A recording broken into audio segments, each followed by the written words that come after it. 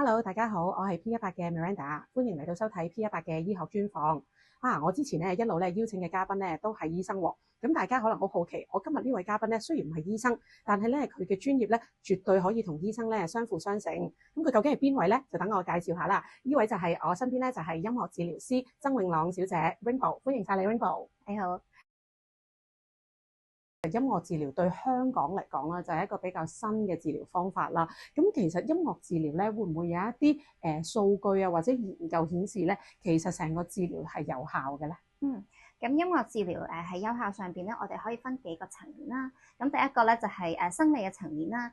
咁咧其實研究發現咧，音樂咧就可以促進到神經嘅可塑性嘅意思咧，就係譬如有一啲嘅中風嘅復康者啦，咁我哋發現咧用音樂咧去擺佢喺步行嘅復康訓練裏邊咧，係遠比於咧就咁行咧係會有好多嘅幫助，因為我哋咧利用到音樂嗰個節奏感，即係好似咧我哋聽音樂嘅時候有嗰個節奏感咧，就可以輔助喺佢哋復康訓練上面一步一步咁樣行咧，咁所以就會有效啦。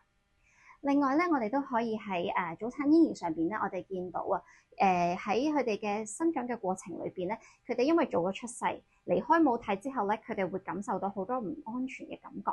咁我哋發現咧，原來用音樂啦，模擬翻咧母體心跳近似嘅音樂上面咧，可以咧緩和到佢哋嘅譬如生理嘅指數，譬如咧佢哋嘅心跳啦、呼吸啦、血含氧量。咁呢一啲指數穩定咗之後咧，研究發現咧係可以促進到佢哋嘅體重增長嘅。咁咧係心理層面方面啦，我哋發現咧音樂咧，我哋成日聽話可以降低壓力啦。咁其實咧都係發現到音樂咧可以促進到腦內嘅安多酚去分泌嘅。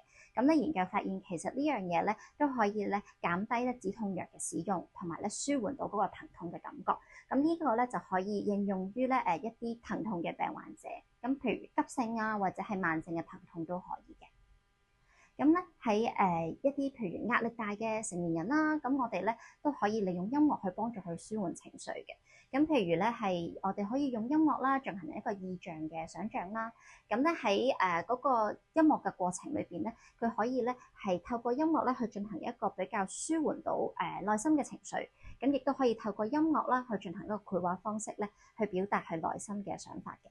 咁呢個就係用咗非言語嘅溝通啦。因為有時候咧，我哋咧成年人啦，有時都未必可以好用言語方式咧去講到好複雜嘅情緒。咁音樂咧就俾到一個安全啦嘅平台，佢哋去表達自己嘅。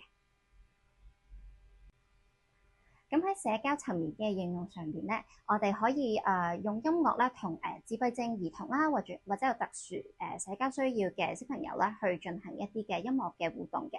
咁譬如咧，我哋可以用音樂啦同遊戲嘅方式咧，去教咧小朋友一啲社交嘅指令。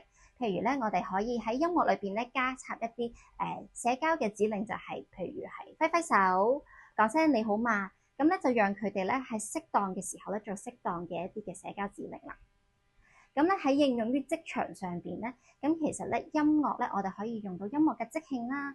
咁其實咧就喺嗰個過程裏邊咧，用音樂進行一個互動。咁咧成員之間咧就可以學識點樣去有聆聽啦，同埋觀察到咧對方係做緊啲乜嘢。咁呢樣嘢都可以促進到佢哋嘅協作能力嘅。今日咧好多謝晒 Rainbow 咧，同我哋分享咗好多咧關於咧音樂治療嘅一啲資訊喎。咁咧原來咧我發現音樂治療唔係淨係玩音樂，而係真係透過音樂咧結合咗藝術同埋科學咧去治療一啲咧有需要嘅人喎。咁同埋咧可以咧從一個社交啦、情緒上面嘅一啲改善。咁所以咧讓我哋咧更加深入去了解啦。咁如果咧大家咧想知道多啲咧關於 Rainbow 咧喺音樂治療上面嘅內容咧，大家可以留言，同埋咧如果大家中意條片咧，亦都可以咧 forward 俾大家嘅朋友。咁今日嘅時間差唔多啦，咁再次咧多謝晒 Rainbow 咧成為我哋今日嘅嘉賓，下次再見啦，拜拜。拜拜。